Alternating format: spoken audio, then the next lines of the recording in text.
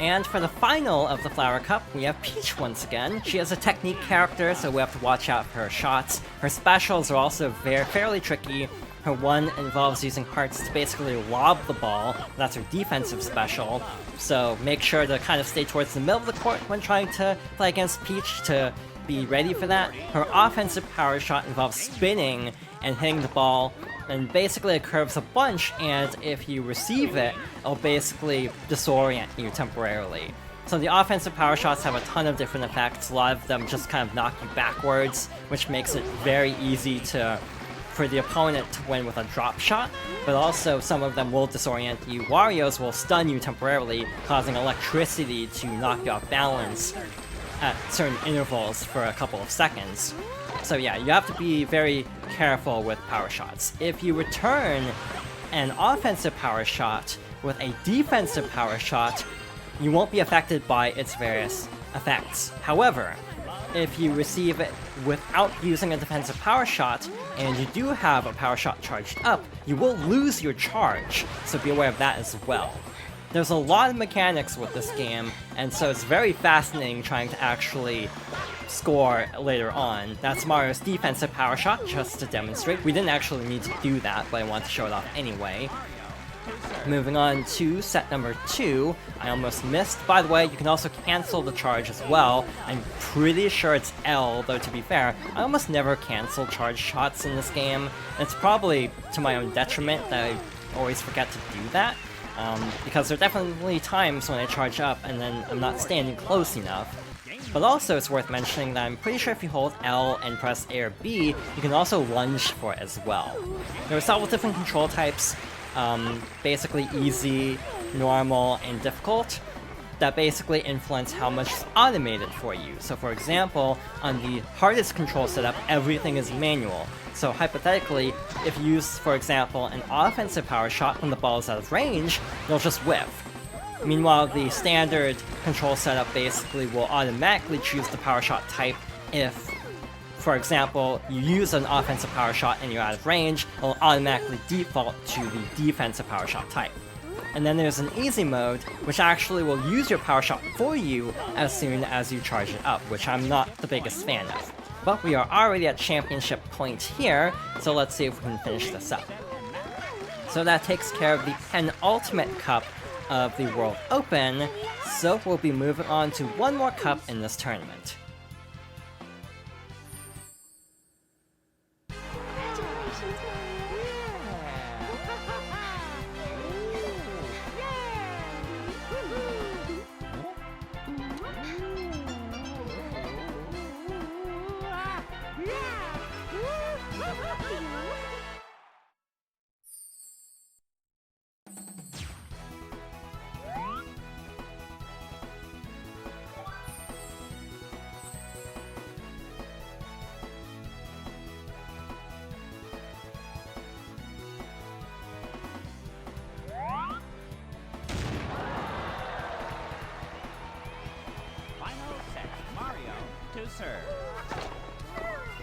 For the World Open mode, every match takes place within the Peach Dome stage, but you do have different court types. So finally, we have the grass court type, which obviously is the toughest. If I'm not mistaken, the ball moves the fastest on this court, so we have to be very vigilant, especially when going up against power characters.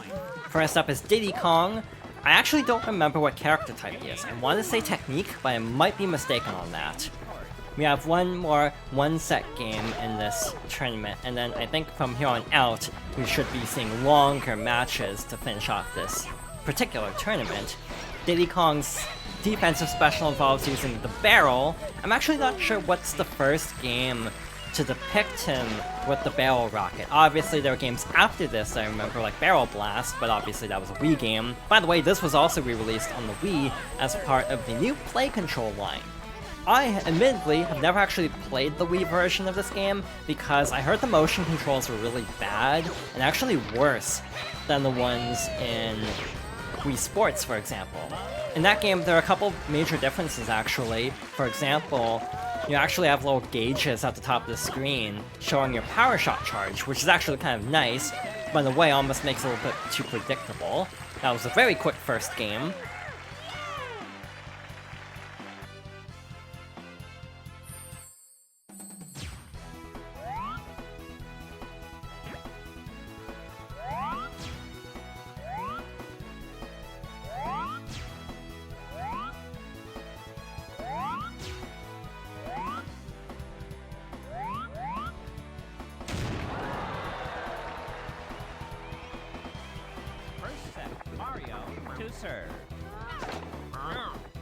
Next is Shy Guy. One thing I do like about the tournament mode is how, for certain cups, the time of day changes, so the sunset variations are used for the end of the Flower Cup and the second match of the Star Cup. And we'll be seeing one more variation after this as well. Shy Guy's specials involve the Spear Guy look from Yoshi's Island, which is a very interesting callback. In general, I feel like this era of Mario is odd looking back because of just how much it's very identifiably GameCube, if that makes sense. Like, you can kind of just look at a game like this and just based on how everyone is acting, you can kind of tell that it's kind of stuck in this era, for better or worse. In general, I definitely miss a lot more of the charm of the series, though to be fair, with the release of Super Mario Bros. Wonder before too long, hopefully that'll mark a turning point back to more whimsical portrayals in the Mario series, and also Super Mario RPG's remake a month afterwards. But in general, a lot of the Mario sports games have felt very flat recently, and I do feel like there are a couple of different reasons for that. In general, it feels like they're trying to kind of homogenize the brand a little bit more and be a little bit less out there with the spin-offs especially. But also, I feel like a lot of it plays into how a lot of these games were actually developed by studios that mostly did handheld games or standard definition games. So for example, you have Camelot Software Planning, who really really didn't make a whole lot of like HD games. Like their first HD game probably would have been Ultra Smash for Wii U, and the less said about that game the better, to be blunt. But in general, it does feel like I do have to wonder if that plays a role to some extent with some of the Mario sports games feeling a little bit flat lately.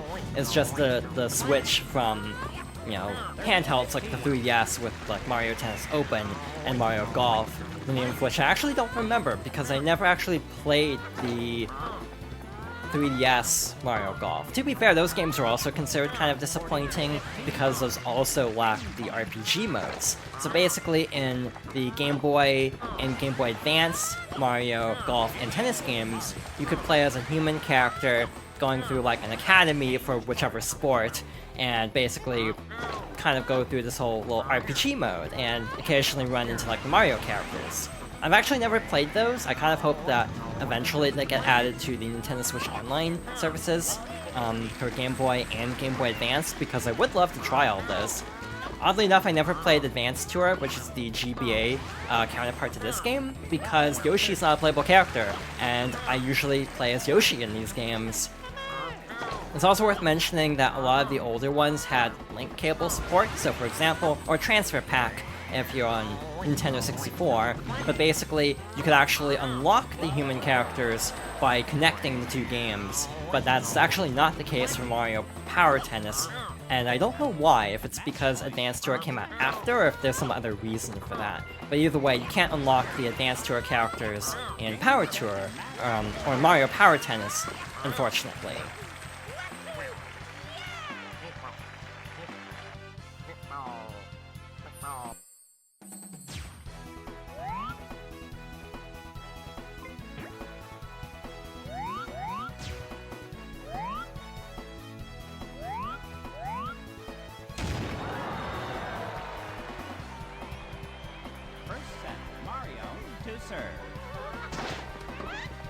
To close out the Star Cup, we have Boo as an opponent, which will be very interesting. We also have our first 5-set game, so we actually have to win 3 sets in total. Boo is a tricky character, so we definitely have to be very mindful of the arc of his shots. I also feel like I'm mixing up game names a lot. Again, I'm not really overly familiar with the handheld side of this series, so I feel like I keep mixing up names, like Mario Power Tennis is the GameCube game, and then there's Mario Tennis, I think Power Tour, and I think Advanced Tour is actually the GBA version, or a counterpart to Mario Golf Toadstool Tour. So again, just to clear up that confusion, this will probably not be the last time I mix up Power Tour and Advanced Tour in this playthrough, if I'm being honest. And frankly, the other games on Game Boy Color were just called like Mario Tennis, you know, Game Boy Color sort of assumed, or Nintendo 64, you know, in parentheses, as, you know, wikis usually label them. So yeah, in general, I do wish this game had some kind of link cable support to unlock more characters, but it's fine that it doesn't. Boo's offensive power shot is very tricky because it kind of throws you off balance because of all the little boos that'll kind of hunt you for a bit. So luckily we were able to return it with our offensive power shot and didn't have to actually worry about dealing with the boos too much after that point. So far so good, we're up one set, but we'll see how much that changes. I also like in the background, you can actually see a speed counter for your shots for your serve. So for example, that was a 102 miles per hour, I'd assume. It could be kilometers, I suppose. Again, I'm not really familiar with tennis, so I'm not entirely sure what an average serve speed would be like. To be fair, I also wonder how you'd even measure something like that in real life. Either way, again, it's just a nice little background touch there. I also do like how we have Lakitu and Toadsworth overseeing as well. Toadsworth as the... I actually don't know what the term would be for tennis. Would it be a referee? I feel like that wouldn't actually be the case, but I'm not really sure. But you also have Lakitu to retrieve the ball in case it hits the net. And sometimes you actually can see him swoop in and retrieve the ball, which is a very nice visual detail. Overall, this is going pretty well so far. We're up by one game in the second set, so we should be good to go here. Again, this game isn't overly difficult at first, though that's definitely going to change as we head deeper into the tournament mode. Again, Boo is another character who tends to hang by the net, but his lunge is actually really good. That can actually allow him to teleport, which is definitely very annoying, especially in higher difficulties. Again, it's kind of nice fighting Boo here instead of later on, though I will probably eat my words later on. We'll probably have him as a late-game opponent as well, and it'll be absolutely miserable, because, again, just dealing with Boo is kind of a nightmare in this game. In general, this is going really smoothly, I have to admit. We have one more game to win, so overall, this was a pretty smooth run of the World Open. Though again, we are far from done, there are still quite a few other tournaments as well, along with some other side content that we'll be looking into in the future. Yeah, we'll try to wrap this up before too long, and hopefully we'll be able to get the final 2 points that we need without too much trouble. I've also been playing this a lot because I actually lost my original save file, so I had to go and unlock everything again. I didn't get all of the trophies with every character on like my childhood save file, unfortunately, because that would take way too much time, but that takes care of the World Open. That was a very smooth finish to our first tournament.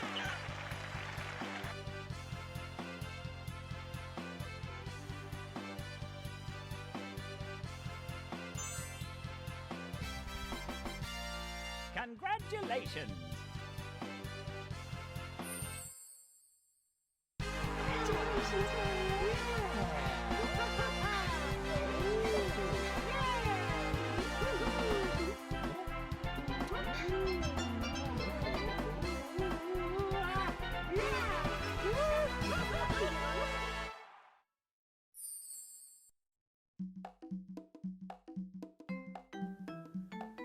And that takes care of the World Open Cups. We have our first round of credits. We can skip these, and we will be doing so in the future. But I did want to mention that a big reason why I wanted to play this particular game was the recent announcement that Charles Martinet would be stepping down as the role of Mario, because this game, in my opinion, has one of his best performances, not only as Mario, but also as Luigi, Wario, and Waluigi. In addition to the fantastic opening cutscene and the credits, we also have bloopers, which I think this is the only case of this in the entire series, of basically making blooper versions of cutscenes, and I just really enjoy this. There are 2 sets of bloopers, one for winning the first 2 tournaments, and there should be another set after the 3rd tournament as well. But in general, this game has so much charm, and a lot of it's because of Charles Martinet's performances as all of the Mario Bros. And also Wario and Waluigi. Waluigi, as a reminder, was a character created by Camelot for Mario Tennis to give Wario a doubles character. So in general, Camelot is the character is the company that does the most with this character. And again, I do think both Toadstool Tour's opening cutscene, which is also fantastic, and also the opening cutscene of this game are some of the best portrayals of Waluigi in the series. Though to be fair, there are some good moments with the character later on. For example, he has this like rose aesthetic in Mario Golf, whichever the 3DS one is called. I don't know the name of that game. But again, in general, I just think even though this is a pretty solid tennis game, it's the amount of care and attention poured into it that really elevates this game to a higher level and to one of my favorite Mario sports games and Mario spin-offs, just because it is a very charming game.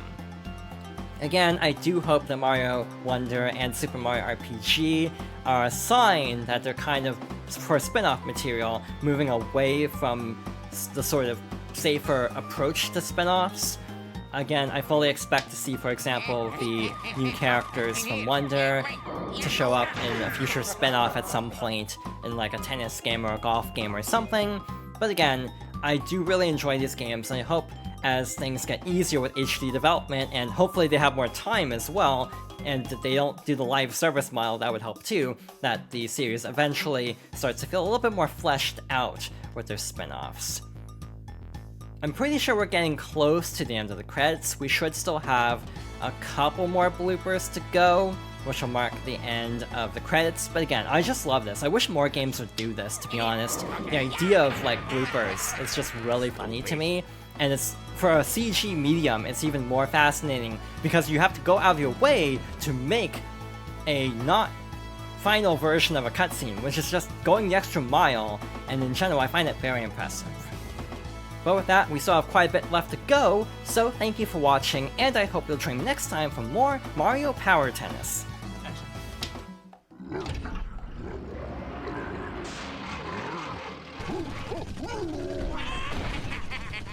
Wah, wah!